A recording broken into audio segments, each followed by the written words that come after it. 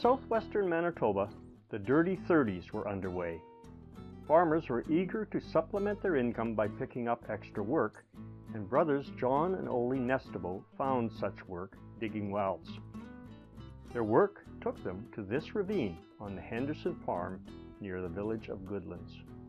We were digging a well for water. It was the fall of 1931, and we were already feeling very keenly the impact of the Depression.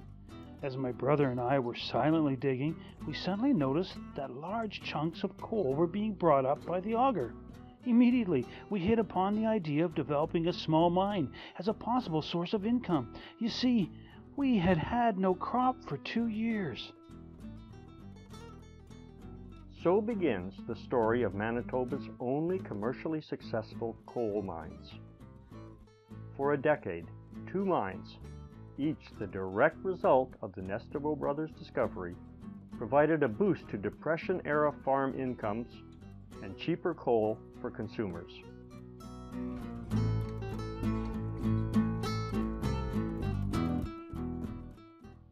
The Industrial Revolution of the 1800s was coal-fired.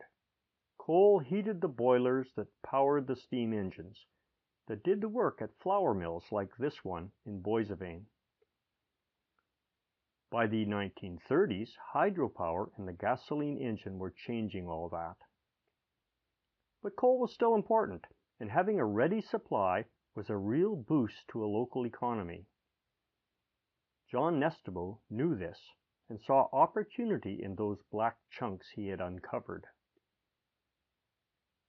Finding coal would have come as no shock. In fact, the first discovery of coal in the area was also the result of a well-digging operation a few kilometers south of Boissevain in 1879. Everyone knew there was coal there, lots of it, but several attempts to harvest it failed. The Manitoba Coal Company in particular made the news. In 1890, the local and provincial press offered glowing reports. Abundant, cheap coal was just around the corner. There was even talk of building a rail line to the site. Did reports such as these in the Manitoba Daily Free Press capture the spirit of the times, or did they create the spirit?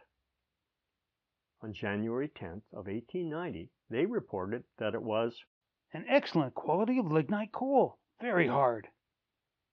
Will supply local demands at once.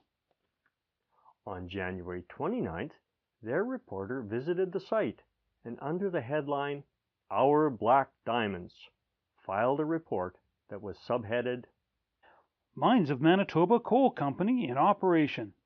Output of 50 tons daily when railway connection secured." Along with a glowing report of the region, he concluded that there was an inexhaustible supply of coal in Turtle Mountain. The coal has been tested in many ways and has given entire satisfaction. Other mines in that era included the Lennox Mine, the Vaudin Mine, the Manitoba Coal Company, the Mackay Mine, and the MacArthur Mine. All were located on the western edge of Turtle Mountain, where deep creek beds allowed access to a coal seam. In the 20th century, geologists confirmed what the pioneers had suspected. There was lots of coal under Turtle Mountain. It's found in seams up to 2 meters thick, often separated by layers of clay which indicate different coal-forming swamps, one on top of the other. The deposits originated about 65 million years ago, when Turtle Mountain was a vast delta in a large sea. It was these thin layers of geological history that attracted the attention of the first coal miners. But there were problems from the start. The coal was damp. As one of the local customers later recalled, "You had to wring the water out of it before you could burn it." Water seepage was a big issue. This pump was used at the MacArthur mine to try to keep it dry. Despite high hopes, determined effort, and considerable investment, bringing this low grade of coal out of the earth and onto the market just didn't pay. so the coal stayed in the ground for a few decades longer.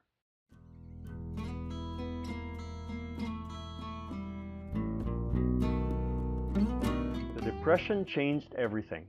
Drought brought crop failures. The stock market crash brought low farm prices and unemployment. Cheaper coal would be popular, even if the locals called it Turtle Mountain mud. So when the Nestable brothers, whose descendants still farm in the region, found what appeared to be a good supply, they quickly made a deal with the landowner, Mr. Henderson, to start a mine. Horses and cutters were used to strip off the soil and expose the coal. It was then picked and sorted. Within weeks, 40 tons of coal were removed and sales were being made at $2 a ton. It was a good start, with the Nestables and Mr. Henderson splitting the proceeds. The next year, however, in a dispute over the sharing of those proceeds, the Nestables decided to work the same deposit for Tom Salter, whose property sat right alongside the Henderson mine.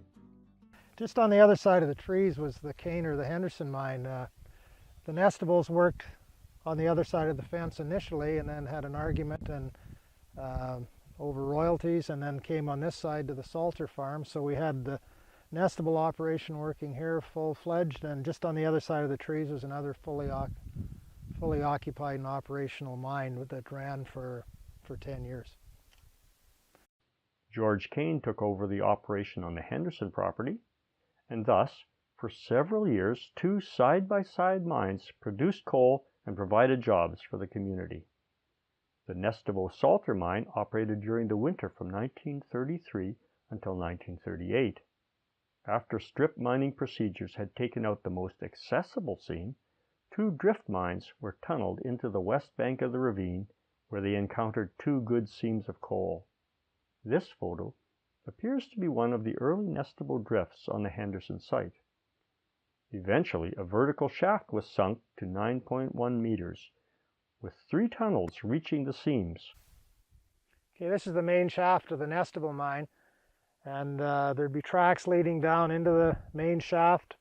Once they hit the coal seam, they would flatten out and the miners would drill their own little shafts. Quite often the coal was in 2 layers with a top seam and a bottom seam. They dig out the fire clay in the middle, either pick or shovel the coal out or use explosives, blow it up and then come down and pick it up later. They would bring the coal to the main shaft. It would be hauled up here and it would be dumped at the top, sorted out into clumps of coal, and then loaded onto a truck for the market.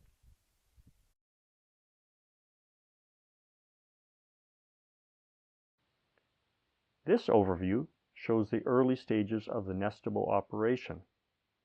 The building in the foreground, with the clothes hanging out to dry, was the Nestable family residence. The coal shack was just to the left of the house, and the building with the flag on it was the dynamite shed. Over time, various changes made the operation more efficient.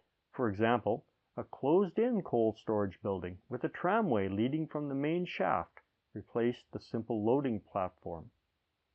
These were family operations. Mrs. Nestable and Mrs. Kane did a tremendous amount of work looking after a staff of up to 40 miners, cooking, doing laundry, generally taking care of the workers. Their workday would start very, very early. This photo shows both mines. The Henderson property is on the left side of the fence, opposite the Salter mine on the right.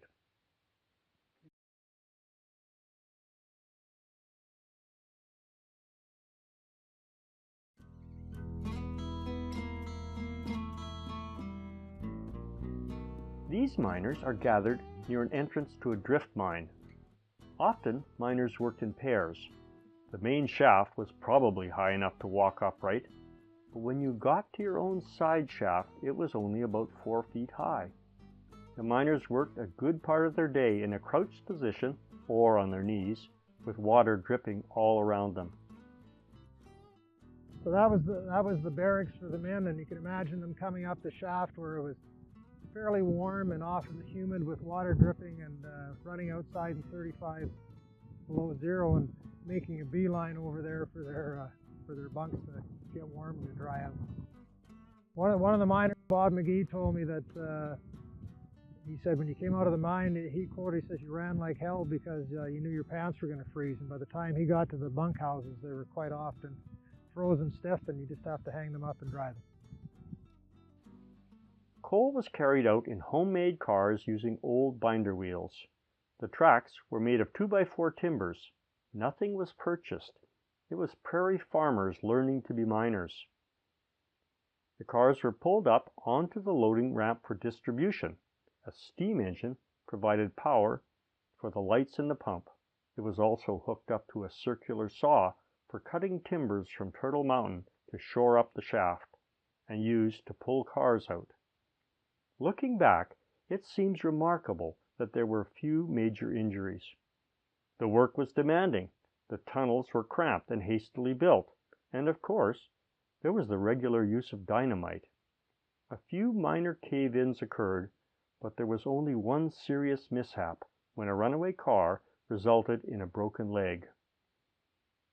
Coal was purchased locally and marketed as far afield as Boissevain, Brandon, and Winnipeg.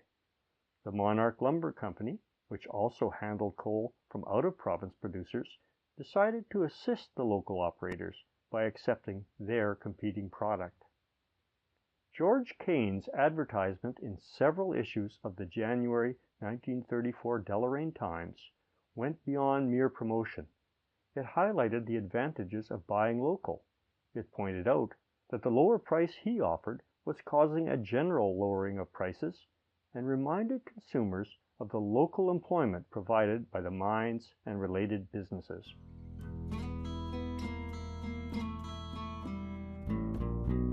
While the Nestabo, Salter, and Kane Henderson mines were the most successful operations, others nearby had the same idea. Ted and Jack Williams are seen here standing at the entrance to their Deep Ravine mine on the McLeod farm. A plaque marks the location just off Highway 21 at road number 4. Almost next door was the Pound mine, a hand-driven winch in the center and ruins of a coal car to the right were all that were left to mark the site in the 1970s. Here Les Pound poses at the entrance.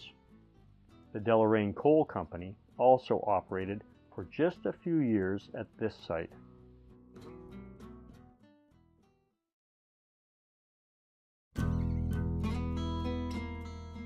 Two things happened as the 1940s approached. The Depression and the drought both eased, bringing back some of the farm income. World War II, which started in late 1939, helped boost farm prices while causing a shortage of available workers.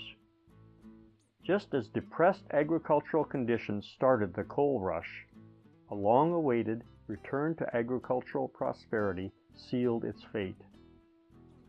This ravine that for a brief time sheltered the two busy mines is now private farmland. Years ago, fire destroyed any structures that hadn't already been dismantled. All mine shafts have been closed. Little evidence remains.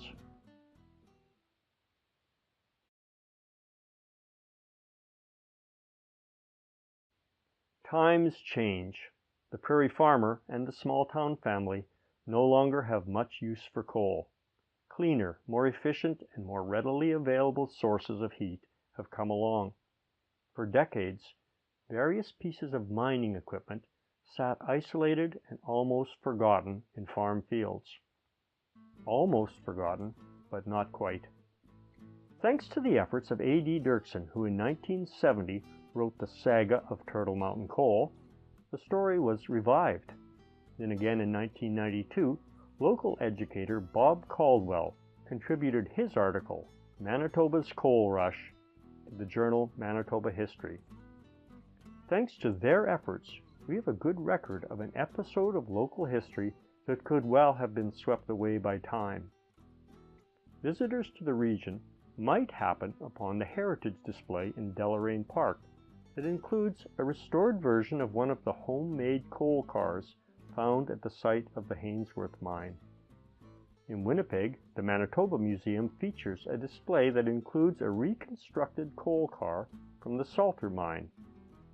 In recent times, the Turtle Mountain Souris Plains Heritage Association has included the story in its Vantage Points series. The association has also created a 2-panel interpretive sign placed in the village of Goodlands, the community closest to the mines. The years pass, and bit by bit, time erases the physical signs. In 1970, a visitor might find the rusted wheel from one of the makeshift coal cars. Here, the remains of a homemade scraper, once used to strip away the overburden and uncover the seam, slowly disintegrates. But while these physical signs fade, the memories remain.